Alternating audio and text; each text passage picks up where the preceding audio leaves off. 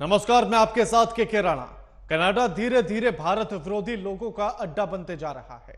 इस बात की पुष्टि उस समय पर हुई जब गैंगस्टर सुक्खा की अज्ञात हमलावरों ने हत्या कर दी।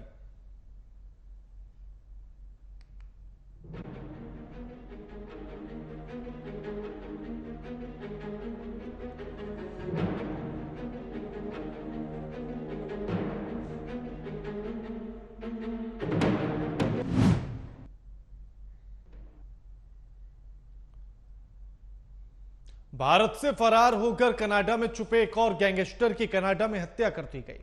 सुक्खा की गिनती एक कैटेगरी के गैंगस्टर में होती थी और सुक्खा खालिस्तानी आतंकी अर्शदीप सिंह उर्फ अर्श डाला का राइट हैंड बताया जाता था।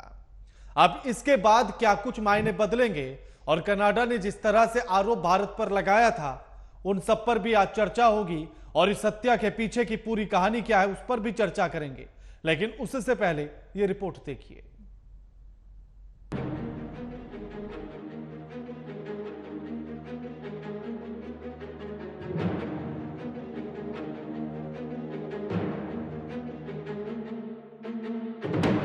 खालिस्तान समर्थक नेता हरदीप सिंह निज्जर की हत्या को अभी कुछ ही दिन बीते थे कि एक और खालिस्तान समर्थक नेता सुखदूल सिंह गिल उर्फ सुक्खू दुनिके की हत्या कनाडा में कर दी गई। आरोपियों ने सुखदूल सिंह और सुक्खा को करीब 15 गोलियां मारी। सुक्खा 2017 में फर्जी दस्तावेज की मदद से कनाडा भाग गया था। सुक्खा के खिलाफ 7 आपराधिक मामले दर्ज हैं। एक कैटेगरी का गैंगस्टर था सुक्खा। सुक्खा का संबंध मोस्ट वांटेड अर्श डल्ला गैंग से था।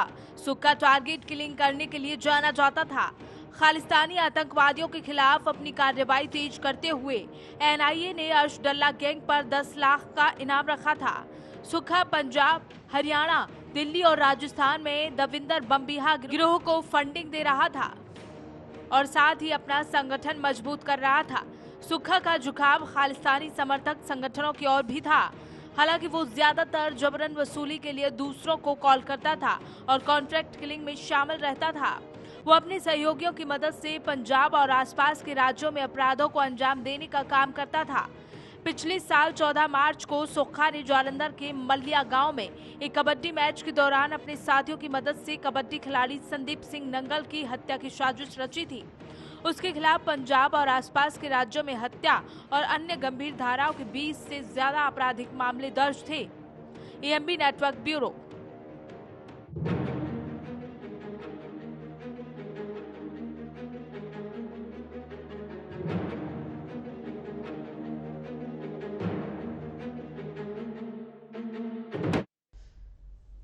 हमारे साथ जो मेहमान जुड़ गए हैं इस मुद्दे पर चर्चा करने के लिए उनसे आपका परिचय करा देते हैं।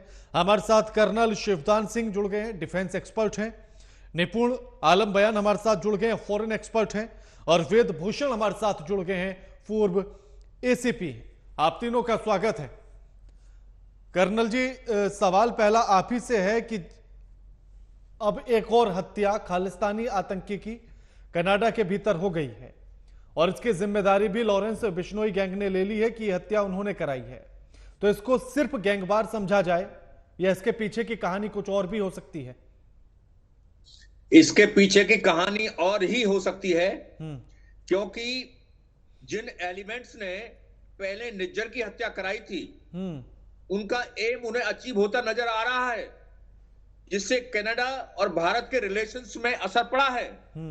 तो इससे उसके हौसले और बुलंद हो गए हैं कि एक गैंगस्टर की हत्या करने से जब मेरे को इतना अचीव हो गया कि मैंने अपनी आवाज उठा, हम लोगों ने अपनी इनमें एक डिफरेंस पैदा करवा दिया कनाडा और इंडिया में और खालिस्तान मूवमेंट को हवा दे दी, तो इसका मतलब उनका एम अचीव हो गया। इसलिए उन्होंने ये दूसरी हत्या करवाई है। इसमें पूरा का पूरा मुझे हाथ पाकिस्तान की आईएसआई का नजर आता है, क्योंकि वो चाहती है इस तरह के एलिमेंट सक्रिय हों और कनाडा के अंदर ये और भी ज्यादा सक्रिय हो और कनाडा और इंडिया के रिलेशन बिगड़े। तो ये पूरा का पूरा प्लानिंग पाकिस्तान की आईएसआई करवा रही है और ये फॉरेन से ही उसको असिस्टेंस मिल रही है। जी निपुण जी, अब जिस तरह से बताया अभी शिवदान जी ने कि इसके पीछे आईएसआई का हाथ भी नजर आता है, खालिस्तान को हवा मिलने का पूरा पूरा मौका इन हत्याओं से मिलता है। तो आखिर ये सब कुछ कैसे हो रहा है और आईएसआई को इससे क्या फायदा मिलेगा, और क्या अब इस तरह की हत्याओं के बाद खालिस्तानी जो मूवमेंट चल रहा है उसको मजबूती मिलेगी? देखिए, जैसे अभी मेरे पूर्ववर्ती ने कहा, और बिल्कुल सही, मैं इस बात को एग्री भी करता हूं कि आईएसआई का इसमें इन्वॉल्वमेंट होना नेचुरल भी है।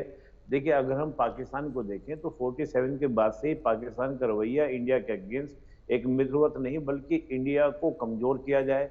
और जब आज के दौर में हम देखें, भारत बहुत ज्यादा पाकिस्तान से आगे निकल चुका है, तो पाकिस्तान खुद भी अपनी आवाम को इस बात को समझाने में समर्थ नहीं है कि दो देश एक साथ चले थे आगे, तो वो देश इतना आगे कैसे निकल गए और हम इतने पीछे कैसे रह गए। तो जरूरत क्या है कि भारत का जिस प्रकार से डंका हम कहेंगे, या भारत की जो इमेज पूरे वर्ल्ड में फैल रही है कि आज अब सिक्योरिटी काउंसिल में भी भारत का दावा और मजबूत हो गया है G20 के बाद। ऐसे में हम देखें 370 का जब आपका खत्म हो जाना, समाप्त हो जाना, पाकिस्तान की आर्मी कुछ नहीं कर पाएगी। पाकिस्तान की आर्मी कहना यह था कि अगर भारत ने कश्मीर के 370 को छुआ तो हम ईंट से ईंट बजा देंगे। ना तो कश्मीर में कुछ कर पाए, ना चीन कुछ कर पा रहा है, ना पाकिस्तान कुछ कर पा रहा है। अब यहाँ पर बन क्या रही है कि भारत की इमेज एक ग्लोबल लीडर के रूप में उभर कर सामने आ रही है। ये जो स्थिति सब जो है, ये कहीं ना कहीं पाकिस्तान के लिए एक सिरदर्द भी कहिए या पाकिस्तान के अपने अस्तित्व के लिए संकट उत्पन्न होता है। और आप देखें 1971 के बाद ही जब आपके पाकिस्तान के दो टुकड़े हुए थे, तभी पहली बार पाकिस्तान ने पॉलिसी अपनाई थी to bleed India with 1000 cut, कि हम इंडिया का खून बहाएंगे 1000 कट देकर। तो खालिस्तान मूवमेंट तो पूरा, अगर हम भिंडरावाले को भी देखें तो भिंडरावाले के स्टेटमेंट उठाए उस समय के, तो उनके स्टेटमेंट सारे इस प्रकार के थे, पाकिस्तान भाग जाऊंगा, पाकिस्तान चला जाऊंगा। और अगर आप जितने खालिस्तान लीडर हैं, जो आपके एनआईए ने कल हमारी लिस्ट जारी करी, करीब 41 आतंकवादियों की लिस्ट जारी जो की है, उनमें से कई ज्यादा सारे तो आपके कनाडा में रहते हैं और काफी सारे पाकिस्तान के अंदर भी रहते हैं।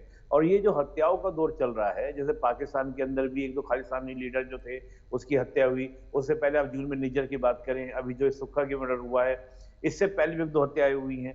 और यहाँ पे एक एंगल जरूर है कि इस बात को भी आप समझिएगा कि खालिस्तान का मुद्दा तो एक अलग मुद्दा है, लेकिन कनाडा के अंदर गैंगवार ये पूरे वर्ल्ड वाइड क्या है, एकदम प्रसिद्ध है। और हमने तो जो इंडियन मूवीज हैं, बॉलीवुड मूवीज हैं, उसमें इस प्रकार की गैंगवार को देखा है। आपने देखा भी होगा, सिंह इज किंग करके मूवी आई जिसमें बहुत अच्छे दिखाया भी गया था। और ये बहुत प्रसिद्ध बातें हैं, बहुत फेमस बातें हैं। भारत का इसमें किस तरह का एंगल देखना कि भारत की चीजों को इसमें इन्वॉल्वमेंट करना, भाई भारत निश्चित रूप से परेशान है खालिस्तानियों से और खालिस्तान को बिल्कुल कंट्रोल करना चाहता है। भारत के एनआईए पूरी दोस्तों लिस्ट भी तैयारी की थी उन्होंने, और लिस्ट भी तैयार करके जारी भी की थी। इवन अगर हम अर्शदीप अर्श की बात करें तो उसके प्रत्यर्पण एक्सट्राडिशन सिस्टम की भी लगातार भारत की एनआईए के द्वारा लगातार डिमांड कनाडा से की जा रही थी, लेकिन कनाडा वो देने को तैयार नहीं था। यहाँ पर मैं एक बात और कहूंगा, जो जस्टिन ट्रूडो हैं, जस्टिन ट्रूडो की जो इंटरनल पॉलिटिक्स है उसको भी थोड़ा समझेंगे। वहां पर आप देखेंगे, अगर आप कनाडा को देखेंगे तो कनाडा में 4 पॉलिटिकल पार्टी मेन पार्टी हैं, जिसमें एक तो लिबरल पार्टी जिसके आपके जस्टिन ट्रूडो हैं। जस्टिन ट्रूडो के पास वहां की जो असेंबली है, हाउस ऑफ कॉमन्स जो वहां पर बोलते हैं, तो हाउस ऑफ कॉमन्स की 338 मतलब 338 सीट्स हैं, उसमें उनका पूरी मेजोरिटी नहीं है। इसके लिए वो क्या करते हैं, एक दूसरी पार्टी जिसके आज जो लीडर हैं वो आपके खालिस्तानी लीडर, यानी कि खालिस्तान को समर्थन देने वाले लीडर हैं, तो वो करीब 28 सीटें उसको क्या करते हैं, 25 सीटें उसको क्या करते हैं, शेयर करते हैं।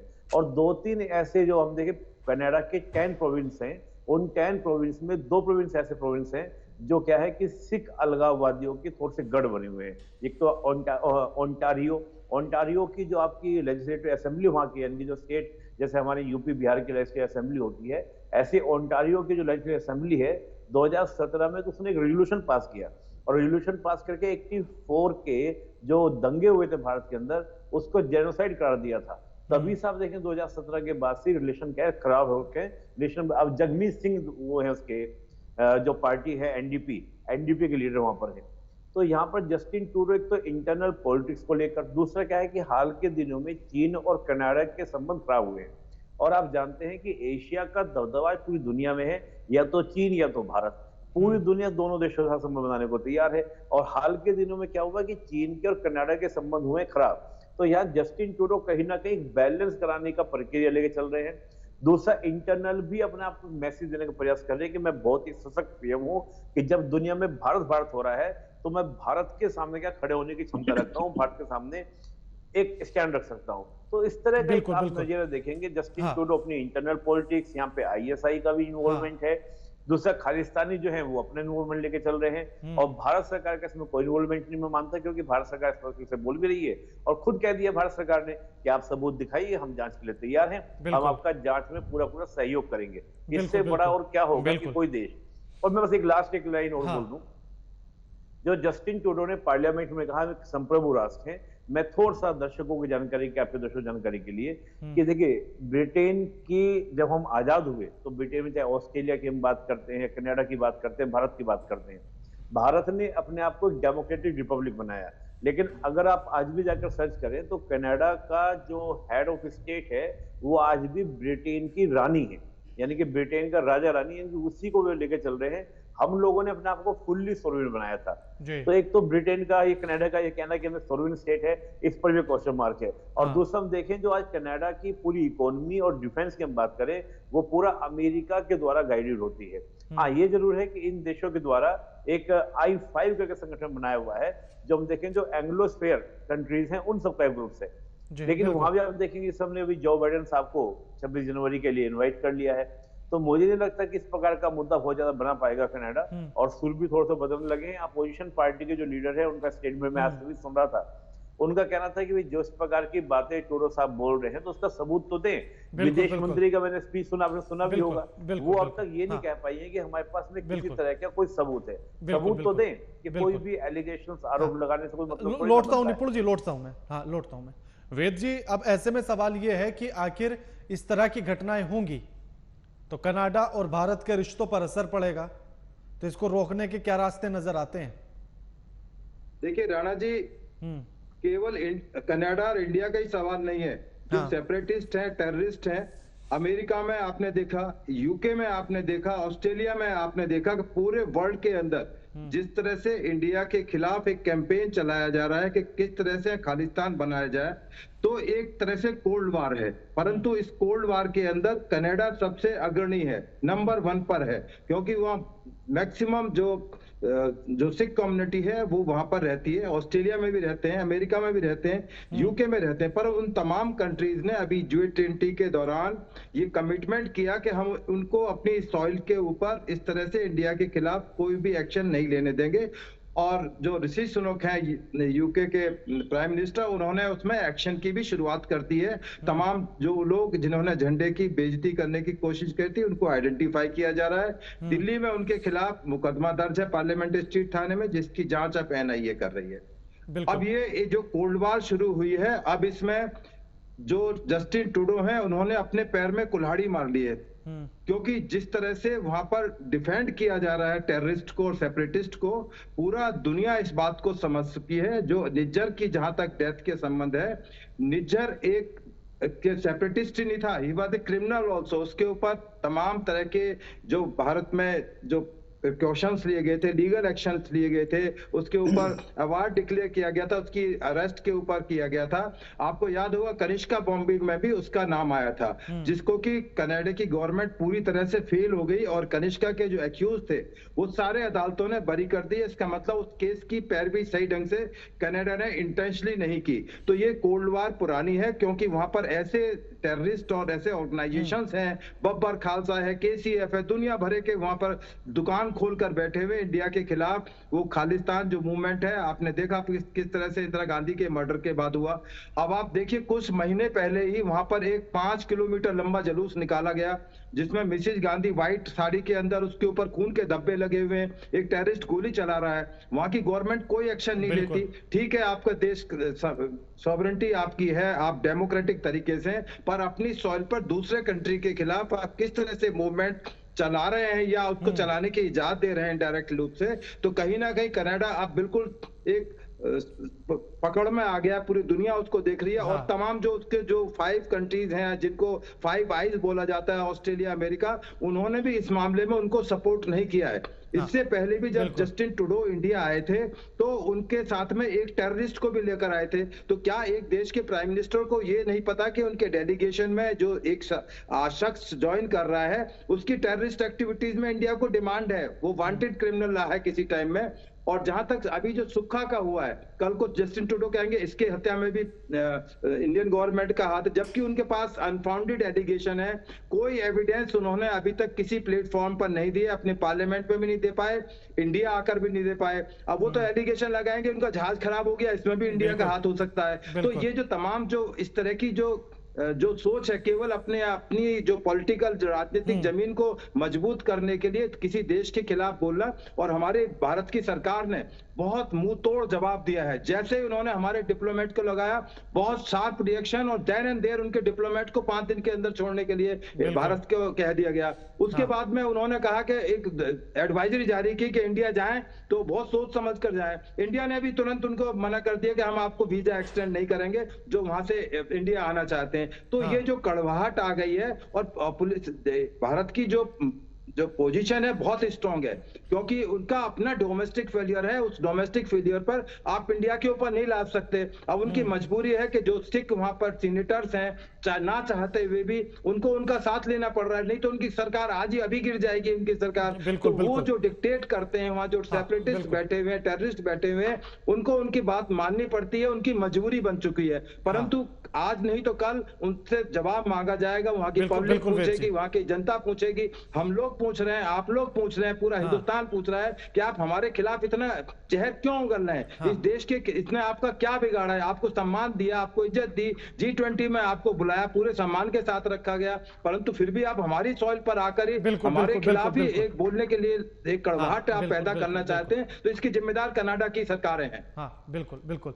शिवदान जी, अब ऐसे में सवाल यह भी है कि सिर्फ कनाडा ही नहीं, बाकी देशों में भी इस तरह की गतिविधियां चल रही हैं। जिस तरह से गोल्डी उसका अमेरिका में होने का जिक्र है, कुछ खालिस्तानी आतंकवादी ऐसे भी हैं जो ऑस्ट्रेलिया में भी हैं, कनाडा में लेकिन सबसे ज्यादा हैं। तो क्या यूं समझा जाए कि कनाडा मेजबान है और हमारे दुश्मनों पर मेहरबान भी है? देखिए, कनाडा के अंदर सिख पॉपुलेशन 2% है वहां की आबादी का, और ये ज्यादातर सिख जो है वहां पर इन्फ्लुएंशियल प्लेसेस में है, वहां पर बिजनेस पर काफी होल्ड है इनका, और पॉलिटिकल फील्ड में भी काफी होल्ड हो गया है इनका। और जैसा कि अभी एसीपी साहब बता रहे थे कि ये जो प्रेजेंट गवर्नमेंट है, इसकी स्टेबिलिटी भी इन सिखों के द्वारा ही इंश्योर की जा रही है। इस प्रकार से सिख कम्युनिटी या खालिस्तानी एलिमेंट्स वहां की गवर्नमेंट को डिक्टेट करने की पोजीशन में हैं। इसलिए क्योंकि जब एक प्रकार से उनकी सरकार के ऊपर उनका असर है, तो इस प्रकार से उन्होंने कनाडा को एक ऐसा बेस बना लिया है जहां से इन सारे देशों में वो अपनी एक्टिविटीज को चला रहे हैं। जैसे 80s में या लेट 70s में इंडिया के अंदर खालिस्तानी मूवमेंट चलाया गया था, और वो पाकिस्तान की ISI इसको कंट्रोल कर रही थी, जनरल सिंह भिंडरावाले जैसे एलिमेंट के द्वारा करा रहे थे। इसी प्रकार से अभी उसी तर्ज पर ये मेन उसका सोर्स इस वक्त कनाडा बना लिया है इन्होंने। इंग्लैंड में भी एक्टिविटीज हैं इनकी, अमेरिका में भी हैं, ऑस्ट्रेलिया में भी हैं। तो इस प्रकार से क्योंकि इनकी साइजेबल कम्युनिटी कनाडा में है और इनका पॉलिटिकल होल्ड है, जिसका ये फायदा उठा रहे हैं, और उसकी वजह से ये इन्होंने कनाडा को अपना बेस बना लिया है। तो इसके बड़े दुख की बात है कि कनाडा को बेस बना करके वहां की पॉलिटिकल पार्टीज पर अपना इन्फ्लुएंस जमा करके ये एक प्रकार से खालिस्तानी मूवमेंट को दोबारा से रिवाइव करना चाहते हैं। और यही पाकिस्तान की ISI परोक्ष युद्ध का एक हथियार के रूप में इसको इस्तेमाल कर रही है, क्योंकि आमने सामने के युद्ध में पाकिस्तान भारत से जीतने की पोजीशन में नहीं है, इसलिए ऐसे युद्ध करके ही वो भारत को हराना चाहता है। बिल्कुल। निपुण जी, क्या समझा जाए कि ये कनाडा की सरकार की शय पर खालिस्तानी मूवमेंट चल रहा है, या खालिस्तानी मूवमेंट की शय पर कनाडा की सरकार चल रही है? प्रश्न बड़ा अच्छा है आपका। देखिए, इसके बाद दोनों ही बात इसमें होगी। देखिए, मैंने से कहा कि इंटरनल पॉलिटिक्स वहां पे क्या करती है, इन्वॉल्वमेंट इसमें हो जाता है। और मैं ये नहीं कहूंगा कि जस्टिन ट्रूडो के समय से ही, आप देखेंगे कि जस्टिन ट्रूडो से पहले भी जब 80 के दशक में जो खालिस्तान मूवमेंट शुरू हुआ था, तब से भी हमने देखे तो हमारे संबंध खराब हुए थे। तो संबंध हमारे कनाडा के साथ हमेशा उतार चढ़ाव के रहे खालिस्तान मूवमेंट को लेकर। तो ये भी नहीं कहा जाएगा कि जस्टिन ट्रूडो ही ऐसा कर रहे हैं। पहले भी हम देखें तो जस्टिन ट्रूडो से पहले भी सरकारें खालिस्तान मूवमेंट को सपोर्ट करती रही हैं। हाँ। मैं थोड़ा सा इसमें एक दो चीज आपको एंगुलर बता दूं कि जो कनाडा में जो सिख कम्युनिटी वहां पर है, आप देखेंगे कि वैसे भारतवंशी वहां पर काफी बड़ी संख्या में, जैसे 2% करीब आबादी हमारी है। हाँ। और 2 जो उनके प्रोविंस है उसमें काफी बड़ी आबादी सिख कम्युनिटी वहां पर है। ये ब्रिटिश टाइम में ही जब कॉलोनियल पीरियड था उसी समय जाने शुरू हो गए थे सिख कम्युनिटी वहां पर। हम उसके बाद देखते ये हैं कि जब वहां पर सिख कम्युनिटी जाती है तो वहां का जो लोकलाइज्ड पीपल है उनकी जनसंख्या काफी कम हो रही है। और अभी आप देखें कनाडा ने अपने यहाँ पर बहुत सारे क्या किए हैं, नॉर्म्स बनाए हैं ताकि काफी ज्यादा इंडियंस जो है कनाडा में जाके बसे। और आप देखें हमारे स्टूडेंट्स भी जाकर वहां पर क्या करते हैं, अगर कोई फॉरेन स्टडी में जाके हमारे स्टूडेंट जाते हैं तो सबसे ज्यादा कनाडा के अंदर आपके जाते हैं। तो काफी बड़ी संख्या में वहां पर क्या है कि हमारी जो कम्युनिटी है, इंडियन कम्युनिटी वहां पर पहुंच रही है, जिसमें 90% कम्युनिटी वहां पर सिख कम्युनिटी पहुंचती है। अब क्या है कि जो वहाँ के लोकलाइट कनाडा पीपल हैं उनकी जो पॉपुलेशन है वो एक ओल्ड पॉपुलेशन हो रही है, तो वहां पर एक वर्किंग यूथ की आवश्यकता है। उस आवश्यकता को देखते हुए हम देखें तो लगातार कनाडा प्रयास कर रहा है कि इंडिया के अंदर, और खासतौर से सिख कम्युनिटी, क्योंकि सिख कम्युनिटी काफी पहले से वहां पर रहती आ रही है, तो उनको काफी इसमें अच्छा लगता है कि बेटर लगता है कि हाँ बिल्कुल हमारे साथ क्या है, वो साथ में मिलकर रह सकते हैं, साथ में मिलकर चल सकते हैं। और जैसे मैंने कहा कि 25 सीटें कम नहीं होती 338 सीटों में से, और 4 पार्टी हमारी मेन पार्टी है, जिसमें चौथे नंबर की पार्टी आपकी क्या है, ये पार्टी एनडीपी है। तो ये भी हम देखेंगे इंटरनल पॉलिटिक्स का इन्फ्लुएंस जो है, प्रभाव जो है वहां पर रहता ही रहता है। और मैंने कहा कि जस्टिन ट्रूडो अपनी व्यक्तिगत इमेज को लेकर भी इसमें प्रयास कर रहे हैं, और दूसरा कहा चीन के संबंध खराब होते हुए उसको भी बेटर संबंध बनाने का प्रयास कर रहे हैं, कि चीन को ये दिखाने का प्रयास, हमने देखा वो एक वीडियो काफी वायरल हुई थी कि जो चीन के राष्ट्रपति है वो जस्टिन ट्रूडो को डांट भी रहे थे कि भाई तुमसे क्या बात करें, तुमसे कुछ भी बात करते हैं तो चीजें क्या हो जाती है, लीक हो जाती हैं। इस तरह का वीडियो वायरल हुआ था, काफी ज्यादा वायरल हुआ था। तो उस तरह का जो नेचर, चीन के साथ संबंध खराब हो गए थे, तो जस्टिन ट्रूडो का प्रयास ये है कि हम भारत और चीन दोनों को बैलेंस करके लेके चले। और हम ये अभी एक बड़ा इंटरेस्टिंग बात, अभी जैसे एसपी साहब बोल रहे थे कि भाई उनको हमने जो I5 ग्रुप आपका है उनके द्वारा भी हमने बोला गया है उनके द्वारा, लेकिन उनका जो रवैया है उन्होंने पब्लिकली तो कोई डिक्लेरेशन नहीं किया है, क्योंकि हम देखें कि G20 से पहले ही I5 के सामने बात उठाई गई थी जस्टिन ट्रूडो के द्वारा, कनाडा के द्वारा, लेकिन उस समय I5 कंट्री ने कहा था कि G20 में बात करना, इससे पहले बात मत करो। लेकिन अभी तक उनका कोई भी पब्लिकली डिक्लेरेशन नहीं आया है, किसी तरह का उन्होंने सार्वजनिक रूप से कोई स्टेटमेंट जारी नहीं किया है। हाँ, इंडिविजुअल, चाहे ऑस्ट्रेलिया की गवर्नमेंट हो, उन्होंने कहा कि हम दोनों सरकार से क्या करेंगे, बात करेंगे।